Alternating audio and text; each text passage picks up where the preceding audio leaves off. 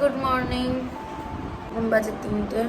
আমাদের এখন স্নান করে 5টার মধ্যে বেরোতে হবে, কারণ কামাখ্যা টেম্পলে অনেক বেশি লাইন পড়ে যায় পুজো দেওয়ার জন্য। তাড়াতাড়ি না গেলে আমরা পুজো দিতে পারবো, প্রচুর লাইন পড়ে। বুনো ওঠ,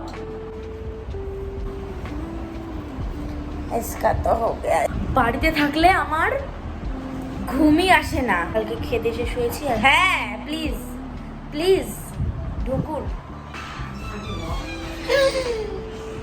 এই লোক তো পুরো রেডি।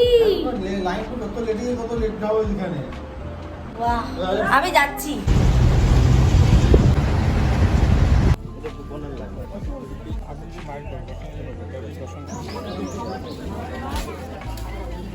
লাইনের কোনো শেষ নেই।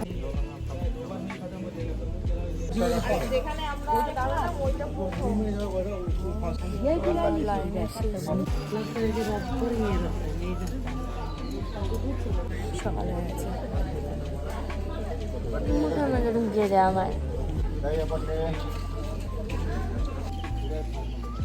চায় এখানে শুয়ে ঘুমিয়ে পড়। আমি শুয়ে ঘুমিয়ে পড়তে শুয়ে পড়, শুয়ে ঘুমিয়ে পড়। আমি শুয়ে ঘুমিয়ে পড়বো ভাই।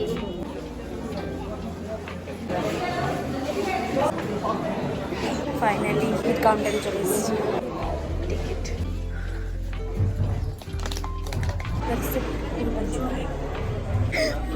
একজন ঘুমে আমরা এখানে বসে আছি লাইন দিয়ে, আর ঘুমাচ্ছি।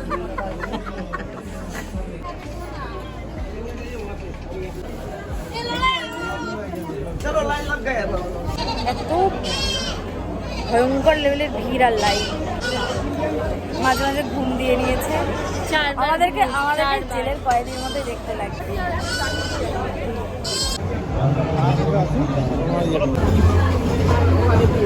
নিভে গেল ওর ভেতরে দিয়ে না। কি কি কি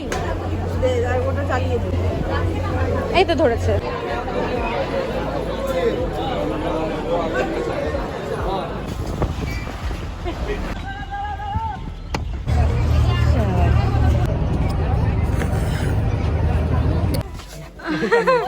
আমরা ফেসবুক ইনস্টা দেখবো না বলছি।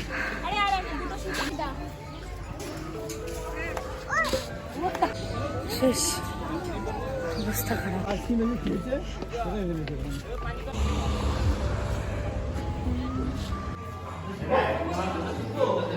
আজকে আমরা এখানে এসেছি একটা সুন্দর হোটেল, সামনে ওয়াশ টয়লেট, এখানে সবজি বাজারে পচা টমেটো। টমেটো টমেটো এখানে একটা বড় টিভি আছে, এটা গাড়ি খুলে নিয়ে যাওয়া যেতেই পারে।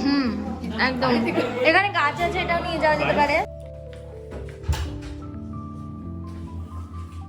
সকাল 3টের সময় উঠেছি, 4টের সময় বেরিয়ে প্রায় 7 ঘন্টা লাইনে দাঁড়িয়ে পুজো দিয়ে আবার ওখান থেকে বেরিয়ে 5 ঘন্টার জার্নি করে ফাইনালি মেঘালয়তে আসলাম। ও সারা রাস্তা ঘুমাতে ঘুমাতে এসছে, সারা রাস্তা। আর আমার 7 ঘন্টার লাইনেও আমি মনে হয় 2 ঘন্টা ঘুমিয়েছি, আর আমারও কি তার বেশি ঘন্টা ঘুমিয়েছি। খুব ভালো। আর আমি এখন যদি বিছানায় শুই তাহলে আমি শেষ।